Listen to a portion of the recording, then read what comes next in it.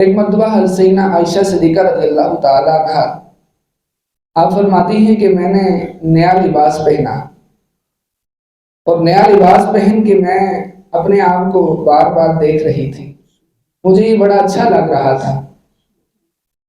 فرماتی ہیں کہ میرے والد سیدنا صدیق اکبر رضی اللہ تعالیٰ عنہ نے جب مجھے دیکھا تو فرمایا کہ اے عائشہ تم کیا دیکھ رہی ہو؟ تم اس وقت جس حالت میں ہو اللہ پاک تم پر اپنی نظر رحمت نہیں فرما رہا۔ اور فرمایا کہ جب بندہ خود پسندی میں مبتلا ہو جائے تو اس بندے سے اللہ پاک اپنی رحمت کی نظر کو ہٹا لیتا ہے جب تک کہ وہ اپنی خود پسندی سے باز نہ آ جائے۔ اب خود پسندی کیا ہے اس کے بارے میں سنیے۔ انسان اپنے کسی کمال کو، اپنے کسی فن کو، اپنی کسی مہارت کو اپنا کمال سمجھ بیٹھے اور اللہ کی ذات جس نے یہ نعمت عطا کی ہے اسے بھول جائے، اپنی اس خوبی کو چھن جانے کا خوف اسے نہ ہو، تو یہ خود پسندی ہوتی ہے۔ شریعت نے خود پسندی سے منع کیا ہے کہ انسان کو اللہ نے مال و دولت دیا ہے تو انسان یہ سمجھ بیٹھے کہ یہ میرا کمال ہے۔ انسان کو اللہ نے حسن دیا ہے تو انسان یہ سمجھ بیٹھے کہ یہ میرا کمال ہے۔ اللہ نے علم کی دولت دی ہے، انسان یہ سمجھ بیٹھے کہ میں بہت بڑا آدمی بن گیا ہوں، یہ میرا کمال ہے۔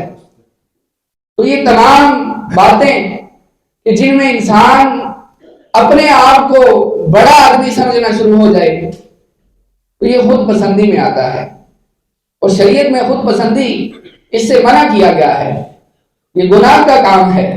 حضرت موسیٰ علیہ السلام ایک مرتبہ بیٹھے ہوئے تھے تو آپ نے سامنے سے ایک شخص کو آتے ہوئے دیکھا جس کے سر پر رنگ برنگی ٹوپی تھی۔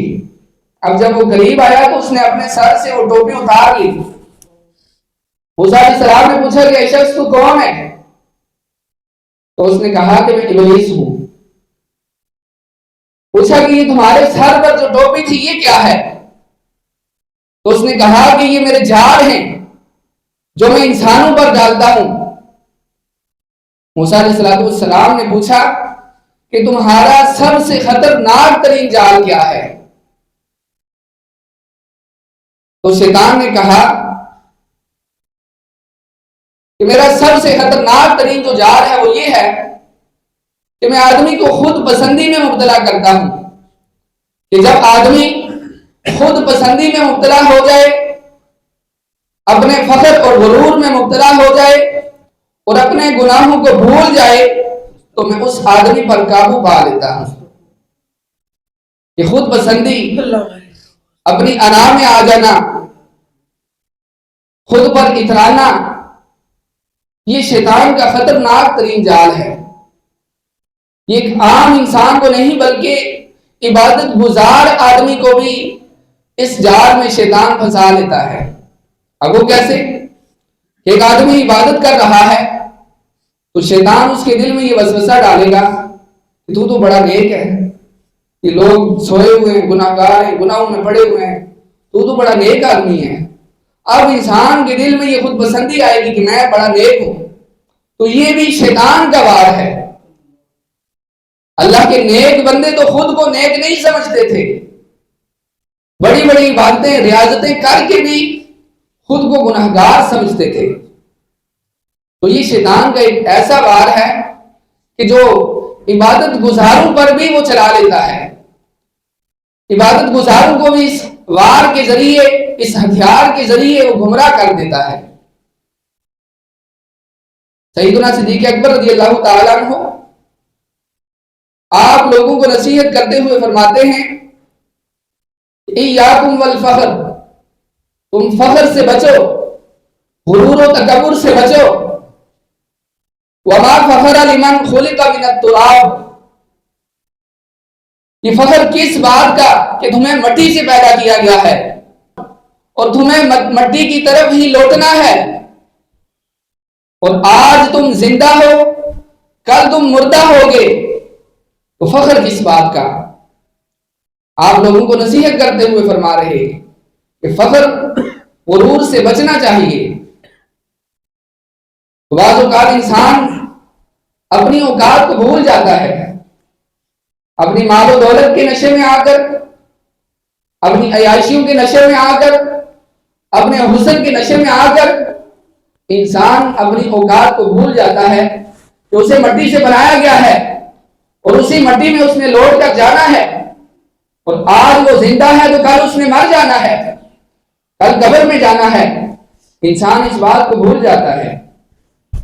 تو انسان کو ہمیشہ خود پسندی، فخر و تکبر سے بچتے رہنا چاہیے۔ حضرت عمر بن عبد العزیز رضی اللہ تعالیٰ عنہ، آپ ایک مرتبہ قبر کا تذکرہ کرنے لگے تو آپ کے جو ساتھی سے ان سے فرمانے لگے کہ قبر کا معاملہ بڑا سخت ہے، تم ایک شخص کے ساتھ ساری زندگی رہے ہو، وہی آدمی جب مر جائے، قبر میں پہنچ جائے، تو 3 دن بعد تم اس آدمی کو دیکھ کر اس سے وحشت محسوس کرو گے کہ اس کا جسم گل سڑ رہا ہے، جسم میں کیڑے پڑ چکے ہیں، جسم سے پیپ نکل رہی ہے، بدبو آ رہی ہے، اس کا کفن بوسیدہ ہو چکا ہے، تو تم اس سے وحشت محسوس کرو گے۔ اور یہ فرمانے کے بعد آپ نے زوردار چیخ ماری اور بے ہوش ہو گئے۔ تو انسان کو ہمیشہ فخر، غرور، تکبر سے بچتے رہنا چاہیے، خود پسندی سے، انا پرستی سے بچتے رہنا چاہیے۔ انسان کے اندر عاجزی ہونی چاہیے کہ اللہ تبارک و تعالی عاجزی کرنے والے آدمی کو پسند فرماتا ہے۔ اور روایات میں آتا ہے کہ اللہ تبارک و تعالی کے کچھ بندے ایسے بھی ہیں کہ جو تم سے 1 درہم دینار مانگے تو تم انہیں نہیں دو گے، لیکن وہی آدمی اپنے رب سے جنت کا سوال کر لے تو اللہ تبارک و تعالیٰ ان کے اس سوال کو بھی رد نہیں فرمائے گا۔